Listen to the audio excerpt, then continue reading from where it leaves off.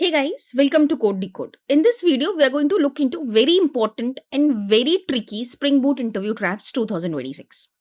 So let's get started and let's start with the very first trap that interviews ask you. They ask you, is Spring Boot thread safe? If you would say yes, you would do it wrong. Because Spring Boot, yes, it does runs your code in multiple threads. It is capable enough to do that. If you have multiple codes, Spring Boot is capable enough to run your same code in multiple threads. But it does not protect you and give you thread safety. So let's first understand the basic structure, how Spring Boot REST app works. There is one controller, one service object, which is shared by many requests because the service and the controller and these objects or beans are singleton in nature by default. So one bean might be used by multiple requests at the same time because many threads use the same objects with multiple requests. So I'll just copy this code example and I'll make you understand what happens here, okay? So this is not a thread safe class. There is an order service, and what wrong you have done here? You have created an instance variable and initiated it with 0. So your total orders is not a local variable or a method argument, it is an instance variable, and this is where the trap comes. This is where everything is going to go wrong. What you thought was, I'm going to create an order, so let me create one global variable, instance variable into the order service class, and I'm going to increase this particular orders by 1 whenever a create order request comes into the system. So whenever you go to Amazon, if there is a total orders object created as an instance variable, and if you create an order, place an order, then the orders will become order plus 1. But you are not alone who is trying to access Amazon, right? There are multiple people trying to access the same order service, which is singleton and shared across all the requests. And because of this, your variable is thread unsafe.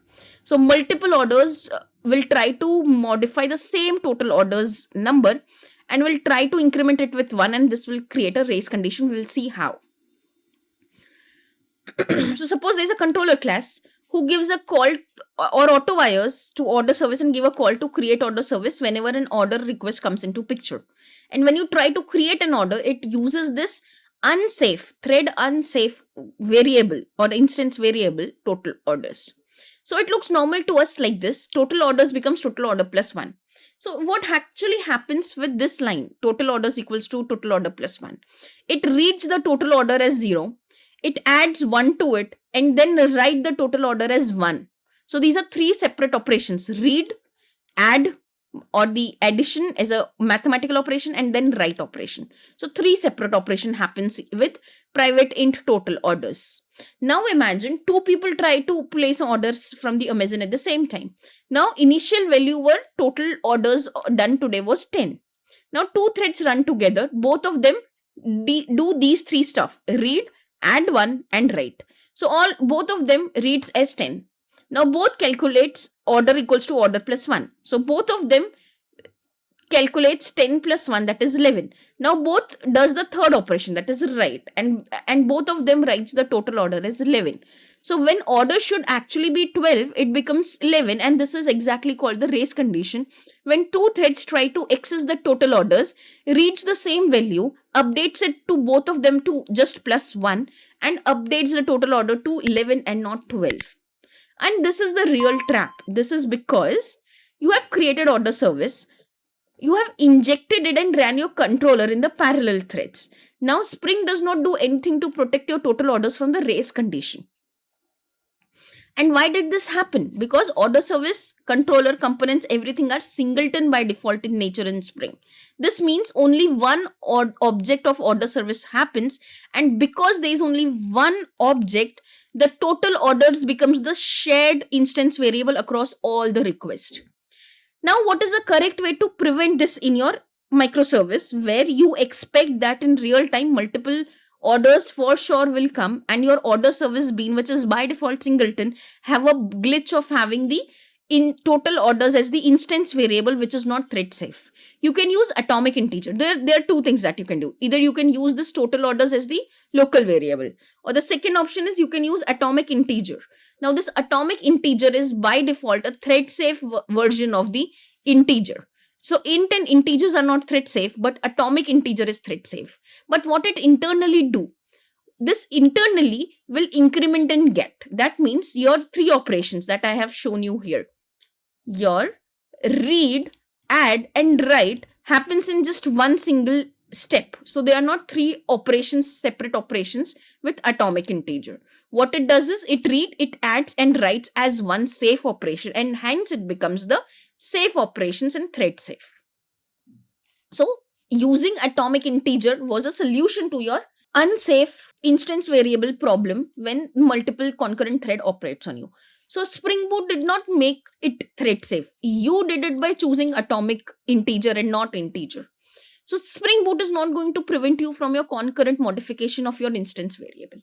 So thumb rule is, first of all, if you're going to work with the singleton bean, make sure you do not use any instance variable which can be modified by multiple threads concurrently. You should always keep it inside another bean, because this can be a problem when pod restarts, when multiple pod exist and each pod will have its own value.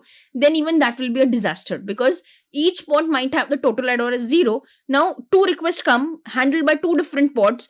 They read at 0, they update it as 1. Now when two orders have to be updated, only one order has been updated, because it is handled by two pods simultaneously at the same time. So what is better? You use this total order into the repository, and that repository will be common to all the pods. So what you can do is you can create an order, save the order, and then you can use the repository.fetch all orders with the count. And that is how you can have the database handle all your records of the orders and have an external system which will be common for all the pods and not unique to each pod like this.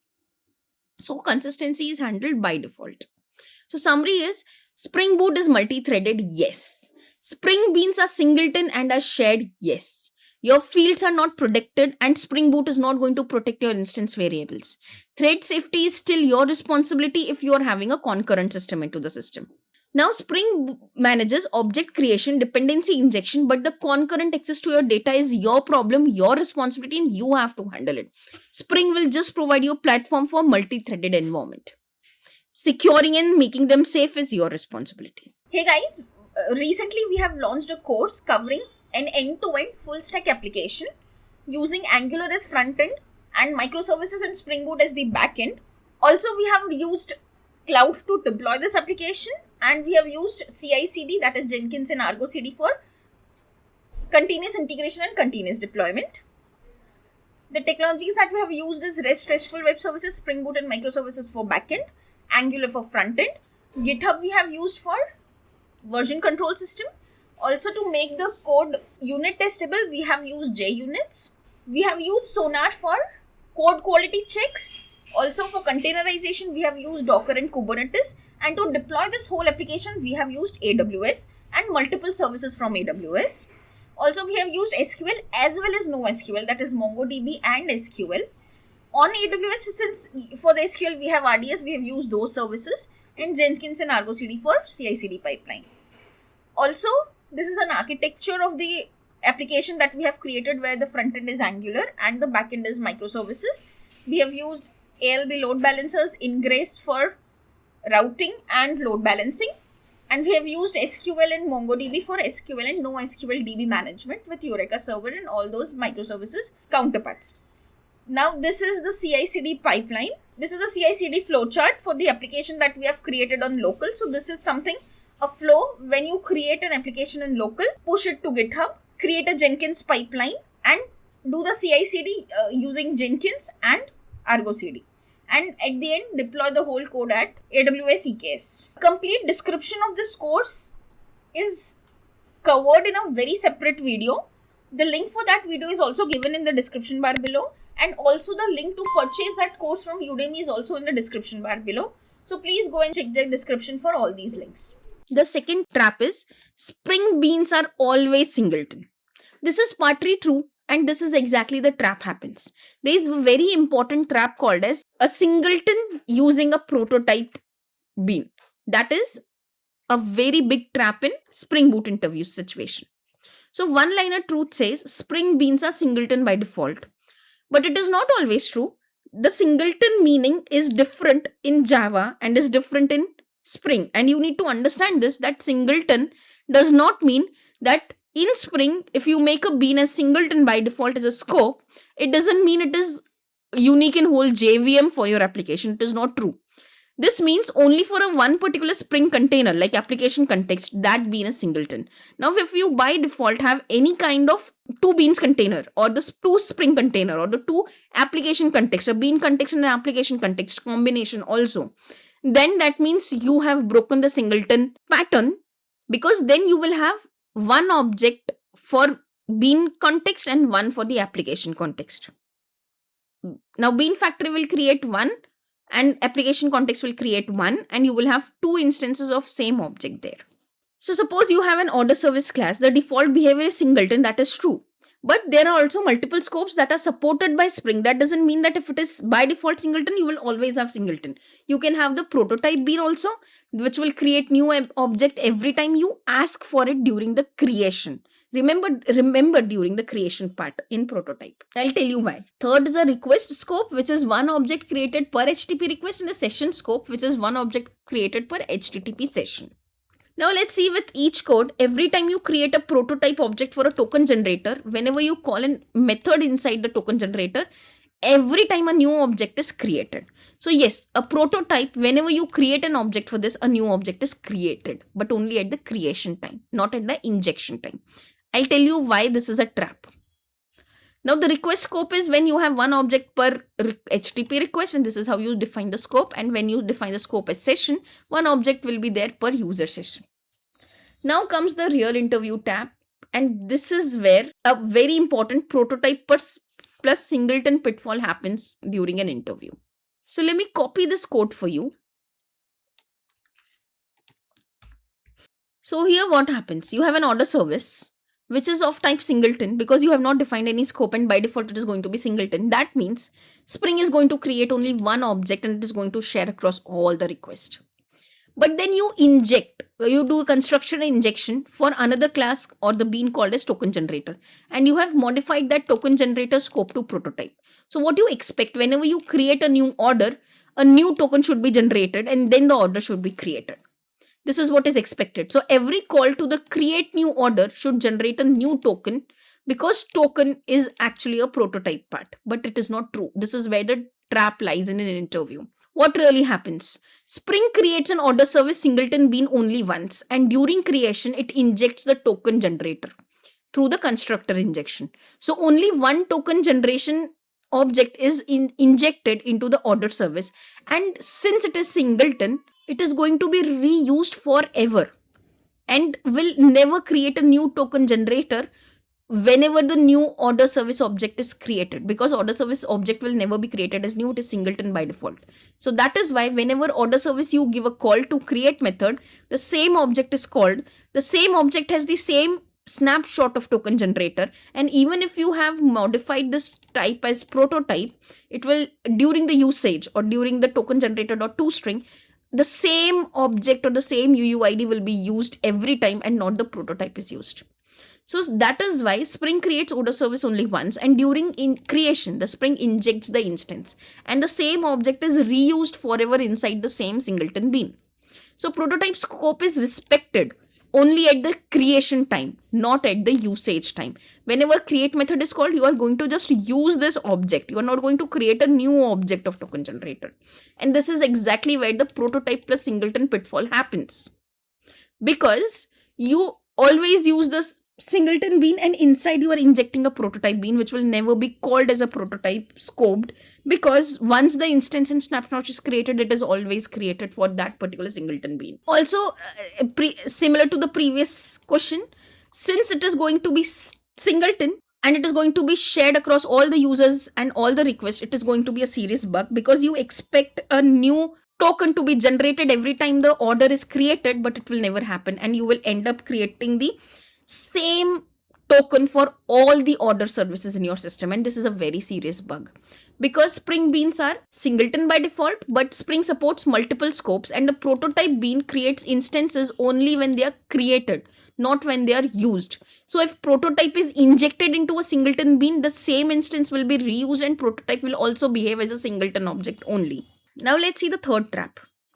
@autowired is enough for dependency injection. This is a very good trap I see every time when I take a Spring Boot interview. What happens here is, most of the time when we want to inject the payment client into the order service. So in an e-commerce system, whenever you want to place an order, you need to take the payment from the system, from the client. So what you do is you inject the dependency of payment client, like GPay, PhonePe, these are the payment clients, into your order service. Now you think this is the best way to inject the dependency of payment into order service? This is wrong. 90% of people say that whenever they want to inject, they just auto wire it. But they don't understand that there are three types of auto wiring techniques. That is through field injection, constructor injection, and the setter injection. And whenever you use @AutoWire over the field injection, that is a field auto wire injection. And it is not always true that this is the best way to inject. It is not. So let's first understand this with an example, okay? Let's take this code in side-by-side view. What Spring actually does here, whenever you wants to auto wire, it tries to find the field or the setter or the constructor and puts the object there, and that's what Spring do. Now this is your design which decides how you want to inject that dependency. Now this is a very common bad habit of doing the field injection. Why this is a problem? This is a problem because object is created in an invalid state if you do not create the object through the Spring container. That is, if you're not using the application context of Bean Factory to create the order service, and you by any wrong chance you create with a new object creation, with a new object like this, with a new keyword, then your payments client becomes null and object is in broken state, and you are allowed to do that. So this is the first problem. If you want the order service to have the payment for sure, because you obviously cannot create an object without taking the payment. So if payment client is null, then your order object should also be stopped from creation. So this is the very first problem. Object is created in an invalid state. That is, you have created an order service object, but your payment client is null because you have created with a new object and not through the Spring Bean container. Secondly, you cannot make your payment client final and can be easily muted if you do not use final here. And you cannot use final here when you use the auto wiring with the field injection. And also the unit testing becomes ugly because you create an object by any chance with new keyword like this. How will you inject the payment client? Now for the payment client, either you have to use reflection or the load context, which is very bad in case of unit testing also. And that is why I say, if you use auto wire every time on the field, it is a bad habit and it is not a good dependency injection practice.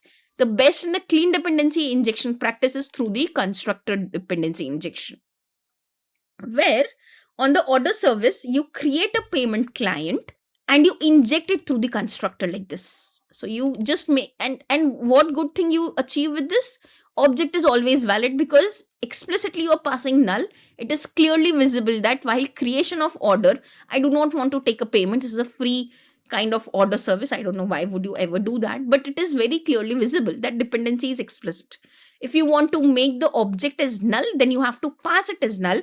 Otherwise, you have to pass a proper object to it. Let me copy this here. This is the constructor injection way. Secondly, you can make your field final also, because this makes your payment client as immutable, safer in the concurrent environments because they cannot be modified, and easier to reason about. Also, third very important thing which was not available in your field injection is, if the payment client is not created, then the order service object will also not be created, because to create an instance of order service, you have to call the constructor of order service, and constructor of order service needs the bean of payment client. If payment client auto wiring is not possible, then order service constructor will not be called, and hence order service object will not be called, and hence application does the fail fast kind of operation, and at the startup only it fails immediately. And this is very important in production system. Now testing becomes very simple.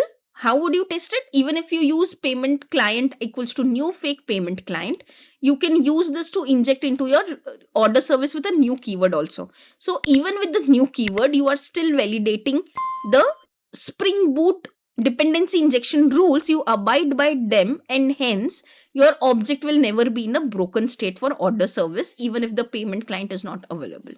So no Spring context problem, no reflection use, pure JUnit testing is done through new order creation and the new payment client creation using the new keyword. So if one class, and remember there is one very important interview trap again into this. Do you need at the rate AutoWire if you're having only one constructor in the class? Answer is no. Here at the rate AutoWire annotation is optional, because if there is only one constructor, Spring will automatically use that constructor to inject the payment client dependency into order service, and you do not need at the rate AutoWire at all. So using at the rate AutoWire everywhere is permanently required for dependency injection is a wrong notion that you give in an interview. So whenever I ask you, how do you inject your dependency, you say at the rate AutoWire. Now here, payment client is injected into order service, but is there any usage of at the rate AutoWire annotation? No. And this is where you go wrong, because you do not know the internal details how auto wiring works in Spring with annotations, and where it is optional, where it is not, and how many types of auto wiring is possible through field, through construction, and through setter injection. So remember, you should know the depth and basics before you start into your cloud, your key vault stuff, your basic fancy stuff. You should know the basics of Spring Boot first. Now, what about the setter injection? Now, setter injection is when it tries to search for, the Spring Boot tries to search for set payment client and then auto wire your payment client into your order service. But it is useful only and only where your dependency is optional, because there can be a possibility that you never give a call to set payment client, and with this situation your order service will be created even when you do not give a call to set payment client. So dependency is inject optional and it is reconfigurable, then you can use setter injection. But 90% cases this does not happen in a real-time situation, when order service will for sure need a payment service, and hence for the core kind of dependencies always constructor injection is better. So this is as per the design. Constructor injection expresses this very clearly, that this class should not exist without the collaborator.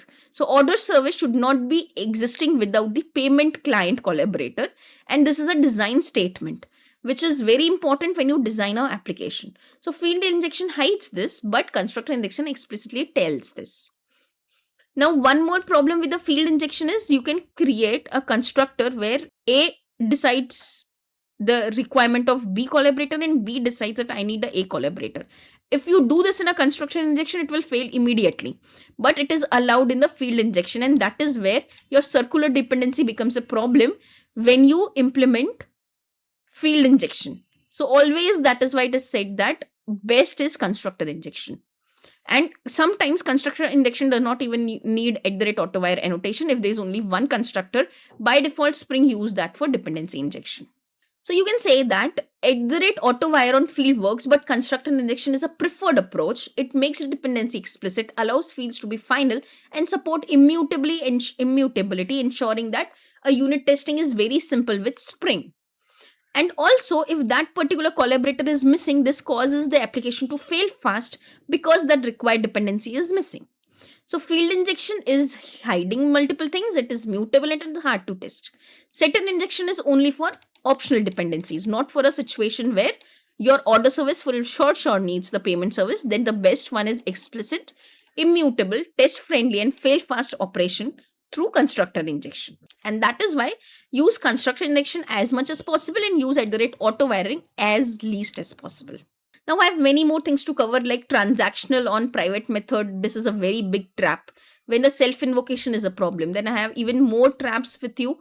Like auto configuration is a black magic. A Spring Boot is just a Spring with less configuration. It is a production ready one. Spring Boot is fast enough. A lot of things you say wrong in an interview, and that becomes an interview trap where we get to know that you don't even know the basics of Spring Boot.